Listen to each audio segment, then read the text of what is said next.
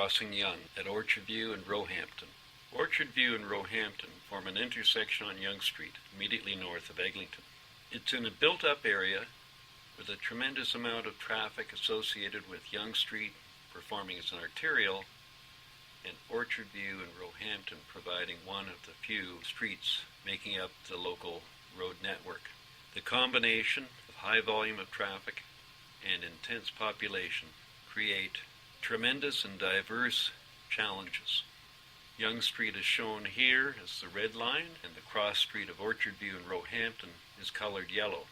The large, round gray circle represents a 5-minute walking distance from the Yonge-Eglinton Transit Station, within which an additional 15,000 people are expected to be residing within the next 10 to 15 years. What is called the Yonge-Eglinton Growth Center is notoriously deficient in open space and park provisions, and to satisfy the demands, a street park has been configured that interlaces the 4 major playing fields and uses the streets themselves, the sidewalks and the green verges, to augment the public realm park's offering. This street park network runs transverse to Yonge Street, requiring the ability for pedestrians to cross that major thoroughfare. The intersection itself is staggered, or is what is referred to as a chicane. It results from earlier practice in planning that was rather lazy about how the secondary road structure was bound into the concession road network. A similar chicane occurs just south of Eglinton with the intersection of Sudan and Berwick. This involves a rather complex arrangement that is not necessarily satisfactory to either cars nor pedestrians and has a detrimental effect upon the retail. Rather than proposing a similar means of regulating the Orchard View Roehampton intersection, it is suggested here that instead the islands that are familiar to London streetscapes be incorporated. In this fashion, a pedestrian refuge can be created in the mid-street condition to 1, regulate traffic, and 2, provide pedestrians a simplified means of crossing, breaking down the traverse into 2 steps. Shown here is the car movement along Yonge, with left-hand turns indicated with white arrows. The 3 green arrows represent the pedestrian desire paths. Crossings aggregate in these 3 locations as a result of pedestrians moving along the sidewalks and then projecting their trip directly across Yonge Street. Here we are looking south down Yonge Street, with Roehampton off to the left and Orchard View on the right. The red vehicle stops to make a left-hand turn onto Orchard View, which affects 3 lanes of traffic. One solution to this pedestrian vehicular interface is to create an extended island in the middle of Yonge Street, which in turn precludes all the left-hand turns, and in so doing simplifying the traffic flow.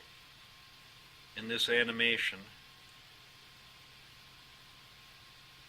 the line in the middle of Yonge represents the alignment within which a pedestrian refuge be built, and the traversing lines readily show the projection of the sidewalks.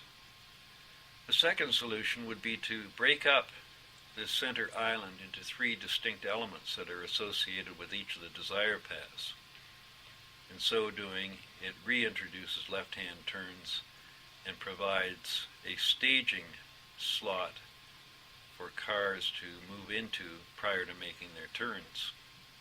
In this animation, we see a car turning left off of Orchard View to proceed north on Yonge Street.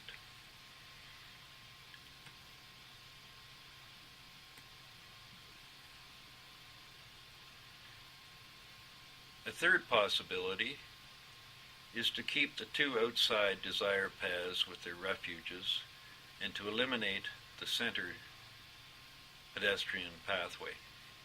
In this fashion, pedestrians are moved beyond the realm of left-hand turns, and the 2 refuges that are created act as a pivot point to ensure that left-hand turns occur within a structured environment.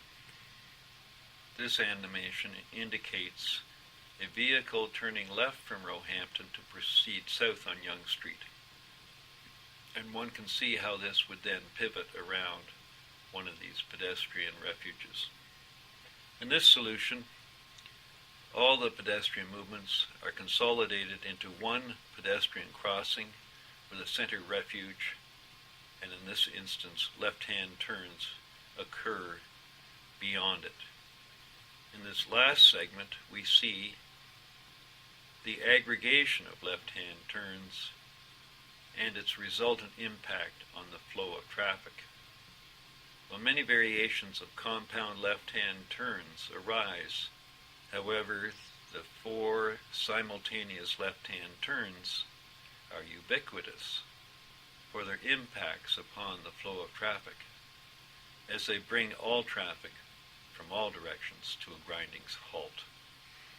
In the next video, the focus will move from the vehicular movements to the pedestrian movements.